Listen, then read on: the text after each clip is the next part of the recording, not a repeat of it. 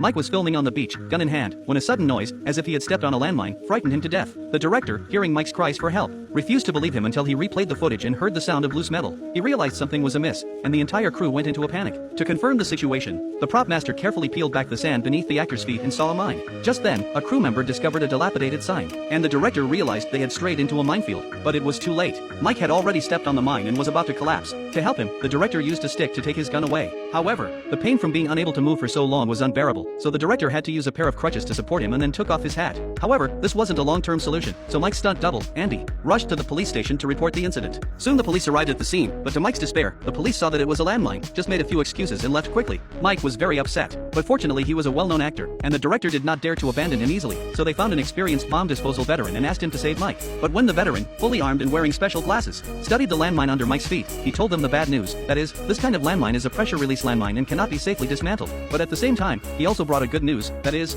as long as Mike stays still, the landmine will not explode. But at this time, 5 hours have passed since Mike stepped on the landmine, and his physical strength and energy have reached the limit. Seeing that Mike could not hold on any longer, the director a solution was thought of, which was to have someone else help Mike take the mine, and promised that he would find a mine-clearing team to rescue the replacement safely. However, because it was a dangerous thing, no one at the scene was willing to help. Just when the director was at a loss, Mike's stand-in Andy stood up and agreed to help Mike take the mine, which made the director instantly relieved. Then Andy squatted down nervously, took out a knife and inserted it into Mike's shoe, slowly pushing it over. Then, at Andy's signal, Mike slowly pulled his foot out of the shoe, but as he moved, the trigger mechanism of the mine began to work. Fortunately, Andy pressed it down in time, and Mike successfully pulled his foot out. Then a group of people rushed up and helped Mike up, not caring about Andy who was in danger. After recovering his strength, Mike returned to the beach and promised to help Andy become famous. At the same time, the director also said that he had notified the mine-clearing team and someone would come to remove the mine soon. But after a while, the director asked the crew to leave on the grounds that it was unsafe here. Until the scene was empty, the director told Andy the truth. In fact, he did not call the bomb disposal team at all. The reason he lied was that he wanted to exchange Andy's life for Mike's life. After that, he left cruelly, without caring about Andy who was trembling with fear behind him.